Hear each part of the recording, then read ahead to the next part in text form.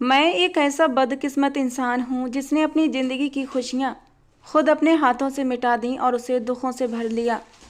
जब भी अपने दुख भरे जीवन के बारे में सोचता हूँ तो आंखों से आंसू बहने लगते हैं। मुझसे बहुत गलतियाँ हुई। मैंने एक मासूम का दिल दुखाया और भगवान ने मुझे उसकी सज़ा दी। भगवान ने तो मुझे बहुत कुछ दिया था, एक प्यारी सी बीवी जो हर वक्त मेरी सेवा में लगी रहती, मेरी एक आवाज़ पर दौड़ी चली आती थी, मेरे साथ वफादारी से रहती, मुझसे सच्ची मोहब्बत करती थी। पर मैं उस मोहब्बत की कदर न कर सका। वो पल याद आते हैं जब मैंने अनीता को अनजान शहर में बेसहारा छोड़ दिया था और अपनी ज़िंदगी में मगन हो गया। दुख से आंखें बंद कर लीं पर दर्द कम नहीं हुआ, उल्टा मन में घबराहट बढ़ने लगी तो झट से आंखें खोल दी। सामने एक नन्ही मासूम बच्ची लेटी हुई थी। वो कोई और नहीं, मेरी अपनी ही बच्ची थी, पर उसे देखकर मेरा दिल जैसे किसी ने मुट्ठी में जकड़ लिया था। वो मासूम बच्ची अब 3 साल की हो चुकी थी। न बोल सकती थी, न किसी की आवाज़ सुन सकती थी, ना ही चल फिर सकती थी। बस एक जगह चुपचाप बेजान सी पड़ी रहती, जैसे कोई निर्जीव वस्तु हो। अपनी बच्ची को ऐसी हालत में देखकर मेरा दिल दर्द से टुकड़े टुकड़े हो गया। उसकी तकलीफ मुझे अंदर तक झकझोर देती, पर अब सब कुछ मेरे हाथ से निकल चुका था। मैंने दुख से अपनी नज़रें झुका लीं और धीरे धीरे अतीत में खोने लगा। उस दिन हमेशा की तरह जब मैं घर में दाखिल हुआ तो मेरी पत्नी अनीता भागकर मेरे पास आई। उसने जल्दी से मेरे हाथ से मेरा बैग लिया और मुस्कुराकर मेरा स्वागत किया, लेकिन मैंने उसकी मुस्कुराहट का जवाब मुस्कुराहट से देना भी जरूरी नहीं समझा और सीधा अंदर की तरफ बढ़ गया।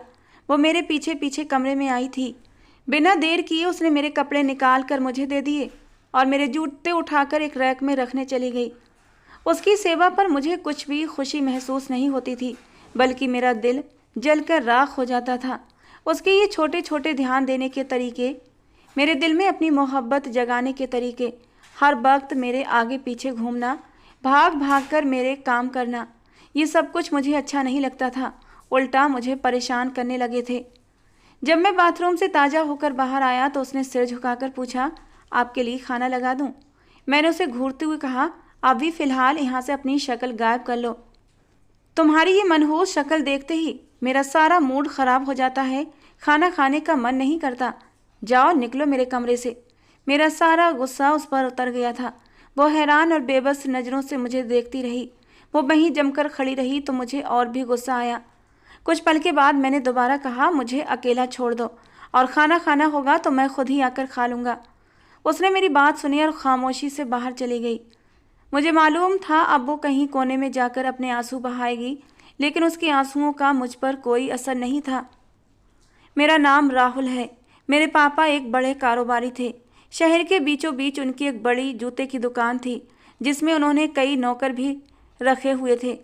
जैसे ही मैंने इंटर का इम्तिहान दिया, पापा ने मुझे अपने कारोबार में लगाने का निर्णय लिया, बगैर मेरी राय सुने।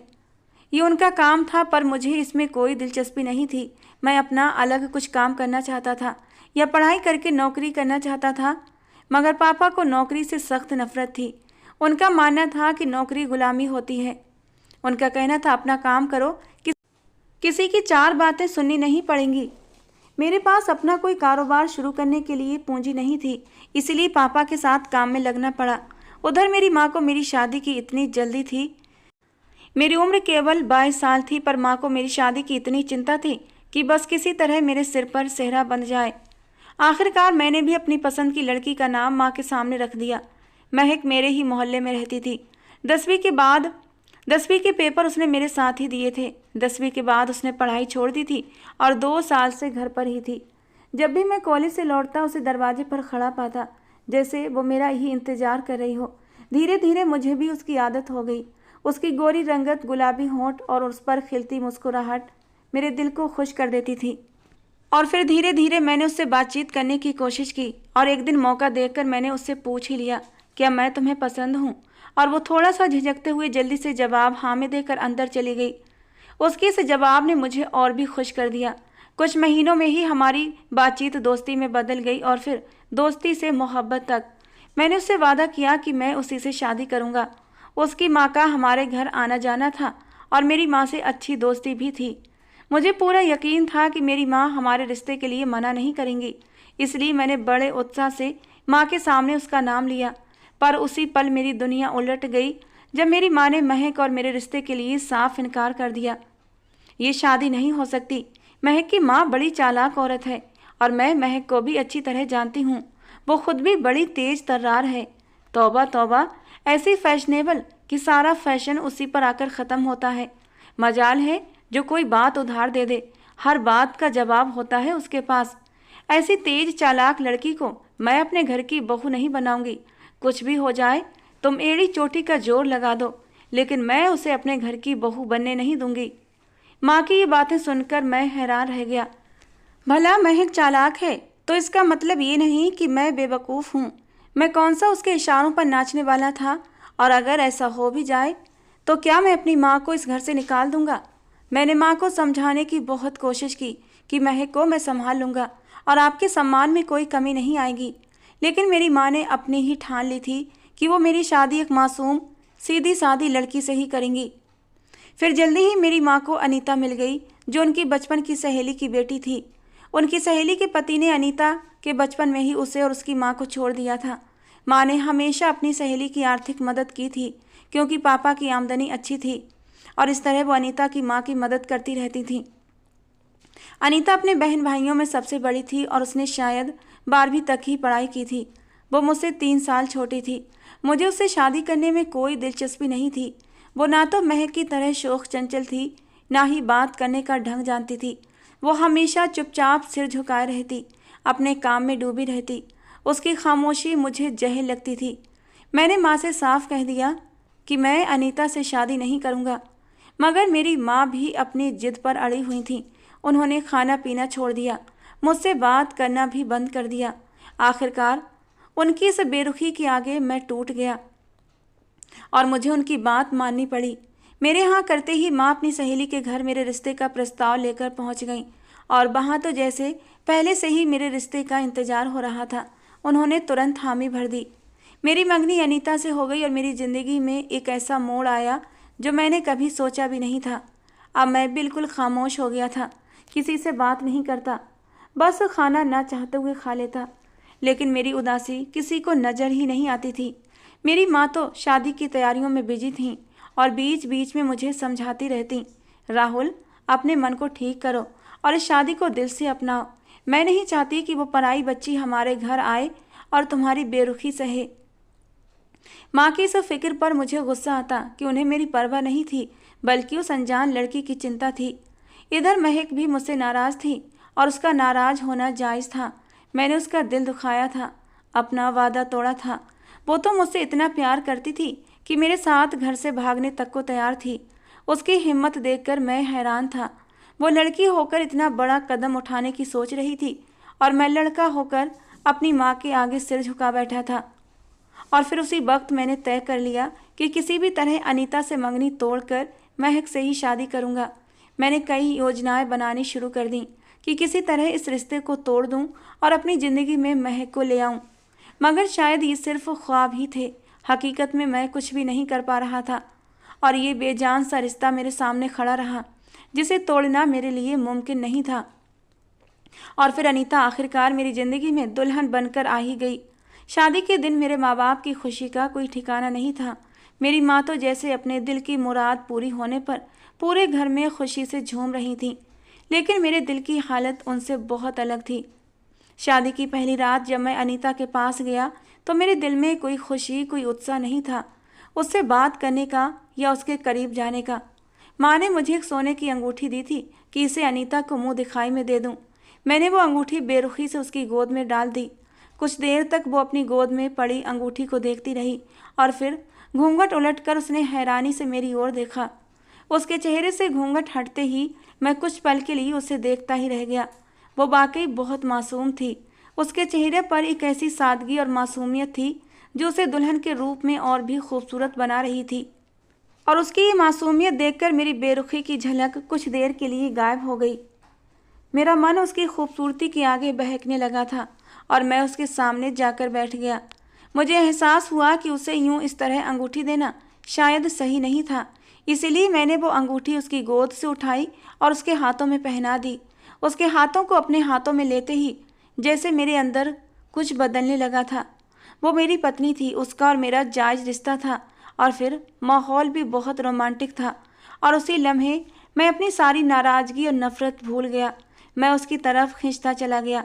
धीरे से पकड़कर मैंने उसे खुद के करीब किया था। ये ऐसे नाजुक पल थे कि मैं बहकता चला गया। अनीता मासूम थी, वो तो शायद इस बात से भी अनजान थी कि मेरे दिल में तो कोई और है। मैं बस इन नाजुक पलों में बह गया था और उसके करीब हो गया था, उसकी मोहब्बत में नहीं। शादी के शुरुआती दिन काफ़ी अच्छे बीते, लेकिन धीरे धीरे अनीता से मेरा मोह भंग होने लगा। वो कितनी भी मेरी सेवा करती, लेकिन मेरा दिल उसके लिए नरम नहीं पड़ता था। मैंने मन में ठान लिया कि किसी तरह उसे अपनी माँ की नज़रों में गिरा दूंगा, ताकि मेरी माँ खुद उसे घर से निकाल दें और फिर मैं महक से शादी कर लूँगा। मैं हमेशा मौके की तलाश में रहता, लेकिन अनीता इतनी समझदार और नेक थी कि उसे कोई गलती करते देखना नामुमकिन था। हर वक्त वो माँ के सामने सिर झुकाए उनके हुक्म का इंतजार करती और मुझे भी शिकायत का कोई मौका नहीं देती। मेरे मुंह से कुछ निकलता और वो बस उसे पूरा करने के लिए झट से तैयार हो जाती। उसने तो पापा का भी दिल जीत लिया था और मैं ये सब देखकर हाथ मलता रह गया। और फिर अनीता को लेकर मेरे मन में एक योजना आई। मैंने अपना व्यवहार एकदम उसके साथ बदल लिया ताकि वो महसूस करे कि मैं उससे खुश हूँ। मैंने उसे कभी कभी बाहर घुमाने ले जाना भी शुरू कर दिया, उसकी पसंद के कपड़े खरीद कर दिए। उसकी तो खुशी का कोई ठिकाना ही नहीं था। अब वो और भी उत्साह से मेरे हर काम में मेरी मदद करने लगी। हर रात सोने से पहले वो माँ के पैरों की सेवा करती। माँ मना करती, लेकिन वो जिद करके उनके पैर दबाती रहती। मेरे पास आकर वो मेरे पैरों की भी मसाज करती और उसकी ये आत्मीयता, ये सेवा भाव मुझ में एक अजीब सा गुस्सा भर देते। लेकिन मैंने अपने गुस्से पर काबू रखा और उससे प्यार से कहता कि आराम करो, दिन भर की थकी हुई हो। मेरी बात सुनकर वो खुशी से मुस्कुरा देती। ये सब मैंने ऐसे ही नहीं किया था, ये मेरे एक बड़े प्लान का हिस्सा था। एक दिन मौसम बहुत अच्छा था, तो मैंने उसे कहा कि मैं उसे एक बड़े शहर ले जाकर शॉपिंग कराना चाहता हूँ। मेरी बात पर वो हैरान होकर मना करने लगी, कहने लगी कि मुझे ज़्यादा चीज़ों की ज़रूरत नहीं, जो है मैं उसी में खुश हूँ। उसकी ये बात सुनकर मैं दंग रह गया। आमतौर पर हर पत्नी अपने पति से शॉपिंग की जिद करती है, पर यह कैसी लड़की थी जिसे मैं खुद शॉपिंग के लिए लेकर जाना चाहता था और वो मना कर रही थी। मैंने ये बात माँ से कही तो वो मेरी बात पर मुस्कुरा दी, कहने लगी तू चिंता मत कर, अनीता बहुत ही प्यारी और मासूम बच्ची है, उसे ज़्यादा का लालच नहीं है। खैर, मैं उससे बात करूँगी। माँ की इस बात पर मुझे गुस्सा भी आया और हैरानी भी हुई कि अनीता के इस सादगी भरे दिल को मेरा परिवार समझता था, पर मैं ही नहीं समझ पा रहा था। मेरी माँ हंसते हुए कहने लगी, अरे तुझे तो खुश होना चाहिए कि तुझे इतनी अच्छी और मासूम पत्नी मिली है। और फिर मेरी माँ ने अनीता को समझा लिया कि जब तुम्हारा पति तुम्हें लेकर जाना चाहता है तो जाओ, यही तो उम्र है घूमने फिरने की। माँ के कहने पर अनीता तैयार हो गई और मेरे साथ दूसरे शहर चलने के लिए खुशी खुशी तैयार होने लगी। उसकी आंखों में इस समय एक अलग ही चमक थी, जैसे उसका कोई सपना पूरा हो गया हो। लेकिन मेरे दिल में उसके लिए नफरत और गुस्सा था और चेहरे पर एक झूठी मुस्कान। मैं दूसरे शहर में ले जाकर उसे एक पार्क में लेकर आया और एक सुनसान कोने में बिठा दिया और फिर अचानक उसे वहीं छोड़कर उठकर जाने लगा। उसने पीछे से आवाज़ दी, आप कहाँ जा रहे हैं? मैंने बिना मुड़े कहा, मैं अपने घर, अपने शहर जा रहा हूँ, और तुम इसी शहर में कहीं गुम हो जाना, वापस अपनी शक्ल भी मत दिखाना। मेरी बात सुनकर उसका चेहरा जैसे सफ़ेद पड़ा था। वो हैरानी और बेबसी से मुझे देख रही थी। शायद उसे लगा कि मैं मजाक कर रहा हूँ, लेकिन मेरी आंखों में कोई मजाक का रंग नहीं था। मैंने अगले ही पल अपनी कोट की जेब से तलाक के कागज़ निकाले और उसकी ओर बढ़ा दिए। ये लो, अब तुम मेरी ज़िंदगी से हमेशा के लिए निकल चुकी हो। ये तलाक के पेपर हैं, अब लौट कर कभी मेरे पास मत आना। उसके गुस्से पर जैसे किसी ने गहरी चोट की हो। वो पत्थर की तरह खड़ी थी, उसकी आंखों में दर्द और कई सवाल थे। थोड़ी देर बाद उसकी टूटती हुई सी आवाज़ आई, ये क्या कह रहे हैं आप? उसकी इस मासूमियत पर मेरा गुस्सा और भी बढ़ा। तुम्हें समझ नहीं आता कि मैं क्या कह रहा हूँ? मैं तुम्हें तलाक दे रहा हूँ, अब मेरे सामने मत आना। मैं तेज कदमों से वहाँ से चलने लगा। वो कुछ देर तक मेरे पीछे भागती रही। उसकी आवाज़ मेरी पीठ तक आ रही थी, पर मैंने ध्यान नहीं दिया। मैंने पीछे मुड़कर गुस्से से कहा, ज़्यादा तमाशा मत बनाओ यहाँ पर। उसकी आंखों में एक टूटन थी, जो चुपचाप वहाँ खड़ी होकर मुझे देख रही थी। और फिर मैं वहाँ से निकलता चला गया। आखिरी बार मैंने कोने से मुड़ते समय उसे देखा था। वो वहीं खड़ी थी, आंसू भरी आंखों से मुझे दूर जाते हुए देख रही थी, जैसे अभी उसे यकीन हो कि ये एक बुरा सपना है और मैं अभी लौट कर उसके पास आ जाऊंगा। जब मैं अनीता को छोड़कर घर लौटा तो मेरी माँ ने मुझे देखकर घबराई थी और घबराई हुई आवाज़ में पूछा, राहुल तू रो क्यों रहा है? और अनीता अनीता कहाँ है? मैंने अपनी माँ को देखकर भर्राई हुई आवाज़ में कहा, अम्मा अनीता खाई में गिर गई है। और फिर मैं ज़ोर ज़ोर से रोते हुए माँ के कदमों में बैठ गया। मेरी माँ का चेहरा एकदम पीला पड़ गया। क्या कह रहे हो राहुल? ऐसा कैसे हो सकता है? तुम तो शॉपिंग के लिए गए थे ना? माँ ने घबराते हुए एक ही सांस में कई सवाल पूछ डाले। मैंने कांपते हुए कहा, अम्मा शॉपिंग के बाद मैं उसे थोड़ा घुमाने ले गया था। उसने खुद ही कहा था कि उसे शहर देखना है। पता नहीं कैसे उसका पैर फिसला और वो खाई में गिर गई। मैंने उसे बहुत ढूंढा, पर वो वहाँ कहीं नहीं मिली और फिर थक हार कर मैं वापस आ गया। मेरी माँ ने मुझे शक भरी नज़रों से देखा और कहा, तू मजाक कर रहा है ना? मैंने अपने आंसू बहाते हुए अपनी माँ को देखा। मेरे आंसू मेरे गवाह बन चुके थे। मैंने अपनी सास को भी फ़ोन कर दिया था और कुछ ही देर में वो भी रोते हुए घर पहुँच गई। मैंने उन्हें भी पूरी घटना बताई। मेरे पापा मुझे उसी शहर वापस ले गए और वहाँ अनीता को खोजने की बहुत कोशिश की, पर वो कहीं नहीं मिली। अंदर से मैं बहुत राहत महसूस कर रहा था कि वो नहीं मिली, क्योंकि अगर वो मिल जाती तो मेरी सच्चाई सबके सामने आ जाती। कई दिनों तक मैं अनीता को ढूंढने का नाटक करता रहा। जब वो नहीं मिली तो मैंने चैन की सांस ली, लेकिन मेरी माँ और मेरी सास का दुख कम नहीं हो रहा था। मैं भूलने की कोशिश कर रहा था। मेरे आंसू थे कि रुकने का नाम नहीं ले रहे थे, जो कि मगरमच्छ के आंसू थे। मैंने अपना हाल बेहाल कर लिया था और ये सब घर वालों को दिखाने के लिए था। मैं चाहता था मेरी माँ खुद मेरी दूसरी शादी महक के साथ करवा दें और अपने बेटे की ज़िंदगी तबाह होने से बचा लें। मैं पापा के साथ दुकान पर भी नहीं जाता, बल्कि सारा दिन घर में पड़ा रहता। न मुझे खाने का होश था न पीने का। हाँ, ये बात अलग थी कि मैं घर से बाहर जाकर कुछ न कुछ खा लिया करता था। मेरी माँ ने मेरा हाल देखा तो उन्होंने इसी में भलाई समझी कि मेरी दूसरी शादी करवा दी जाए। उन्होंने मुझसे शादी का जिक्र किया तो मैंने साफ इनकार कर दिया। मैं चाहता था मेरी माँ जिद करें और फिर मेरा रिश्ता महक के घर लेकर जाएं। और फिर कुछ दिनों के बाद ये नौबत भी आ गई थी। अम्मा ने मुझे ज़बरदस्ती शादी के लिए मनाया और महक के घर रिश्ता लेकर जा पहुंची। महक और उसकी माँ तो पहले से ही तैयार थीं। उसकी माँ ने झटपट हाँ कर दी और अगले ही 8 दिन में मेरी शादी महक से हो गई और वो मेरी ज़िंदगी में आ गई। मैंने अपनी मोहब्बत को पाने के लिए कितने पापड़ बेले थे। मैं तो खुशियों के झूले में झूल रहा था। मेरा बस नहीं चल रहा था कि मैं हवाओं में उड़ने लगूं, मगर मैं ऐसा कुछ करने से मजबूर था। मैं अपनी खुशी जाहिर नहीं कर सकता था, क्योंकि इस तरह अम्मा को मुझ पर शक हो जाता और अगर उन्हें शक हो जाता तो फिर वो मुझे और महक को कान पकड़कर घर से बाहर निकाल देती और फिर मेरी माँ ज़िंदगी भर मुझे माफ़ भी नहीं करती। इसीलिए मैंने अपने जज्बात काबू में रखे और अपनी नई ज़िंदगी का आगाज़ किया। महक के आने से मेरी ज़िंदगी में खुशियाँ लौट आईं। मैं अपनी खुशियों को छुपाने की हर मुमकिन कोशिश करता ताकि माँ को मुझ पर शक ना हो। महक चंचल स्वभाव की थी। उसकी अदाओं में एक अलग ही कशिश थी। मैं उसके साथ बहुत खुश था, लेकिन माँ के साथ उसकी नहीं बनती थी। मेरे सामने तो महक माँ को कुछ नहीं बोलती, लेकिन जब मैं काम से वापस आता तो मेरी माँ महक की शिकायतें लेकर बैठ जाती कि सारा दिन तुम्हारी पत्नी कमरे में पड़ी रहती है, मुझ बूढ़ी से ही काम करवाती है। मैं कुछ भी कह दूं तो लौट लौट कर जवाब देती है। महक की शिकायतें लगाते लगाते मेरी माँ अनीता को याद करने लगती। उसकी सेवा याद आती, उसका प्यार याद आता, उसका अपनापन याद आता तो माँ तड़प तड़प कर रो पड़ती। पता नहीं मेरी बच्ची कहाँ चली गई। उसने तो मुझे खुद उठकर पानी भी नहीं पीने दिया था। अनीता का जिक्र आते ही मैं माँ से नज़रें चुरा जाता और फिर जल्दी से अपने कमरे की ओर बढ़ जाता। धीरे धीरे वक्त बीतता गया और फिर एक दिन महक ने मुझे बताया वो माँ बनने वाली है।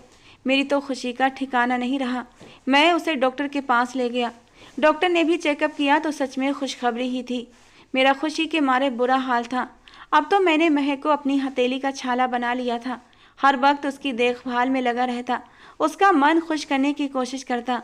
मेरी माँ महक की शिकायत करती तो मैं माँ को ही चुप करा देता कि आपको तो उसका ध्यान रखना चाहिए, वो इस हालत से गुजर रही है, और आप उल्टा उसकी शिकायतें लेकर बैठ जाती हैं, उसे परेशान करती हैं। मेरी माँ का मुंह हैरत से खुला का खुला रह जाता, लेकिन मुझे कोई परवाह नहीं थी। धीरे धीरे महक की प्रेगनेंसी को 8 महीने हो चुके थे। जैसे ही 9वां महीना लगा, मैं उसे डॉक्टर के पास लेकर गया, क्योंकि महक का एक अल्ट्रासाउंड होना था। जब महक अल्ट्रासाउंड रूम में थी तो मैं भी उसी रूम में था। स्क्रीन पर चलती इमेज देखकर मेरा मन कुछ पल के लिए घबरा गया था। इमेज में अजीब सा ही बच्चा दिखाई दे रहा था। मैंने घबराकर डॉक्टर की ओर देखा। डॉक्टर भी कुछ परेशान सी दिख रही थी, और थोड़ी देर बाद डॉक्टर ने जो बात बताई, मेरे कदमों के नीचे से जमीन निकल गई थी। पता चला कि बच्चा ठीक नहीं है। डॉक्टर ने कहा कि कुछ हफ्ते पहले तक तो सब कुछ ठीक था, पर अब बच्चे की हालत देखकर उन्हें भी हैरानी हो रही थी। डॉक्टर का कहना था कि पिछले 3 हफ्ते से बच्चे के सर की और पैरों की ग्रोथ रुक चुकी है। उन्होंने अल्ट्रासाउंड इमेज मेरे सामने रखी और एक जगह पर हाथ रखकर कहा, ये देखिए, बच्चे का सर बहुत छोटा है उसकी पूरी बॉडी के मुकाबले। और ये सब सुनकर मेरा दिल बैठ गया। मुझे महसूस हुआ कि मेरे कर्म मुझे अब सता रहे थे। अनीता के साथ जो मैंने किया वही अब मेरी आंखों के सामने आ रहा था। मैं एक बार फिर उसी शहर गया जहां मैंने अनीता को छोड़ा था। पार्क में जाकर मैंने हर जगह देखा, मगर वो कहीं नहीं थी। मेरे दिल में पश्चाताप का तूफान उठ रहा था। मेरे पाप का एहसास मुझे भीतर तक तोड़ रहा था। मैंने अनीता से आखिरी बार कहा था कि वो मुझे अपनी शक्ल दोबारा न दिखाए, पर अब पाप का बोझ दिल पर बढ़ता ही जा रहा था, और इसी बोझ को लेकर मैं मंदिर की तरफ बढ़ने लगा और भगवान के सामने रो रो कर अपने पापों की माफ़ी मांगने लगा। मंदिर से बाहर निकला तो एक भिखारिन पर नज़र पड़ी।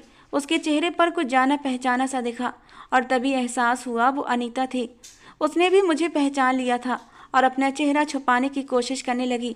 अनीता, मैंने उसे पुकारा। वो हैरान होकर मेरी तरफ देखने लगी, पर उसकी मासूमियत अब कहीं खो गई थी। चेहरा कुम्हला गया था और वो अपनी उम्र से कई साल बड़ी दिख रही थी। न जाने उसने क्या क्या सहा होगा। मैं उसके पास गया, उसके हाथ पकड़ लिए और भर्राई हुई आवाज़ में कहा, मुझे माफ़ कर दो अनीता, मैं तुम्हें लेने आया हूँ, मेरे साथ घर वापस चलो। वो ठंडी नज़रों से मुझे देखने लगी और बोली, तुम कौन हो? मैं तुम्हें नहीं जानती। मैंने उसे समझाने की कोशिश की। तुम्हारी माँ रो रो कर मर जाएंगी अनीता, ऐसा मत करो। जैसे ही मैंने उसकी माँ का नाम लिया वो कांप उठी और धीमे स्वर में बोली, मेरी माँ को तुमने क्या बताया? मैंने उन्हें बताया कि तुम इस दुनिया में नहीं हो। उसने गहरी सांस ली और बोली, ठीक है, वैसे भी उन्हें यही मान लेना चाहिए कि मैं इस दुनिया में नहीं हूँ। मैंने उससे विनती की, उसके सामने हाथ जोड़ दिए और उसे अपने साथ घर लेकर आया। जैसे ही हम लोग घर पहुँचे और माँ ने उसे देखा, वो एक पल के लिए उसे पहचान ही नहीं सकी, लेकिन जैसे ही पहचाना, माँ ने अनीता को अपने सीने से लगा लिया। दोनों कितनी ही देर तक गले लगकर रोती रहीं। मैं माँ के कदमों में बैठ गया और सच्चाई कबूल कर ली। मेरी माँ ने मेरी ओर देखा और गुस्से में आकर एक थप्पड़ मेरे गाल पर दे मारा। तू मेरा बेटा नहीं है। मेरे पापा भी बेहद नाराज़ थे। उन्होंने साफ ऐलान कर दिया, आज से तू हमारे लिए मर चुका है। मेरी माँ ने मुझे घर से निकाल दिया। यही मेरी सज़ा थी। मैंने अपना घर, अपनी माँ का प्यार, सब कुछ खो दिया। अनीता ने मेरी तरफ देखा, मगर उसकी आंखों में सिर्फ नफरत थी।